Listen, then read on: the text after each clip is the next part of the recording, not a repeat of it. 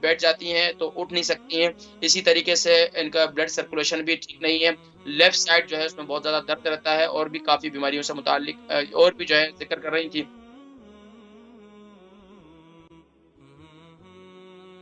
السلام علیکم. وعلیکم السلام ورحمۃ اللہ وبرکاتہ. نام, عمر, وزن. میں مسز محمد بول رہی ہوں لندن سے. تو میرا ایج اباؤٹ 80 ایئر اور مجھے پارکنسن کی تکلیف ہے. اچھا بتائیے آپ کی عمر کتنی ہے؟ 80.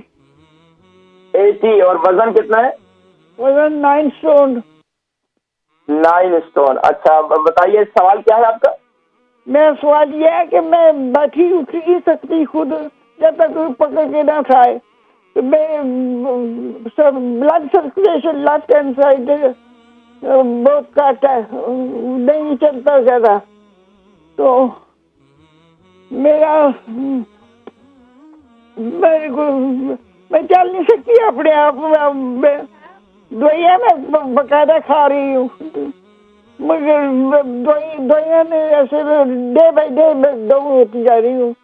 تو میں کہتی کہ جو بھی میری لائف ہے میں تھوڑے دن میں یا ہفتے یا سال مجھے پلیز میں چل سکوں, کسی کی محتاج نہ ہوں. تو مجھے آپ کے پاس کوئی علاج ہے اس کا تو مجھے بتائیں کہ روشنی ڈالیں اس میں. اچھا آپ کو شوگر ہے؟ نہیں شوگر ٹھیک پہلے آپ نہیں ہے. الحمدللہ. بلڈ پریشر کیسا ہے؟ پیٹ میں کیا نہیں. الحمدللہ. اس کے علاوہ آپ کو ارتھرائٹس ہے؟ نہیں. چلے ٹھیک ہے الحمدللہ. پروگرام میں میری لیفٹ ہینڈ سائڈ ہے نا اس پہ درد رہتا ہے بہت. وہ میں ٹانگوں کی یا پورا حصہ جتنا ہے لیفٹ ہینڈ پورا حصے پورے سے میں ہے درد. اٹھ نہیں سکتی میں. اچھا آپ کے گھر میں آپ کی بیٹی جی میں انشاءاللہ ذکر کرتا ہوں پروگرام لے کے.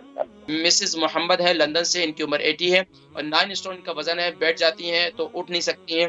اسی طریقے سے ان کا بلڈ سرکولیشن بھی ٹھیک نہیں ہے. لیفٹ سائڈ جو ہے اس میں بہت زیادہ درد رہتا ہے, اور بھی کافی بیماریوں سے متعلق اور بھی جو ہے ذکر کر رہی تھی. ساری بات ہے ناظرین کرام, یہ جو 80 بزرگ ہیں تو اب بڑی اما جی ہیں ہماری, اب ان کے لیے ان کو سہارے کی ضرورت ہے. تو اولاد کو چاہیے کہ وہ ان کی خدمت کرے. بلڈ سرکولیشن کے لیے صبح نہار منہ لہسن کھانا شروع کرتے ہیں, بہترین چیز ہے. دوسرا کام یہ کریں کہ آپ اپنے جسم کا مساج کروائیں. مساج کروانا بہت زیادہ ضروری ہے, لیکن مساج ہمارے لوگ بس اوقات مساجر کو بلا کر مساج کرواتے ہیں یا کسی مساجر کے پاس جاتے ہیں تو وہ بے کام کرتے ہیں. مساجر بھی آج اللہ ان کو عقل و شعور عطا فرمائے. اور ہمارے ایک پیشنٹ تھے, وہ بتایا کہ میں نے ان کو کہا مساج کریں, وہ کسی مساجر کے پاس چلے گئے. مساجر کے پاس گئے تو مساجر نے صحیح دبا دبا کر جو ہے نا ان کی چیخیں نکلوائی. تو جب چیخیں نکلی تو ان سے پوچھا, وہ کہتے ہیں کہ اتنا زور سے نہ دبائیں مجھے. تو انہوں نے کہا کہ یعنی کہ خاتون تھی وہ بھی, تو انہوں نے کہا کہ یہ نہیں ہے, یہ جو ہے نا آپ کو درد ہے, یہ درد اسی طرح ٹھیک ہوگا. ان کو اور زیادہ درد شروع.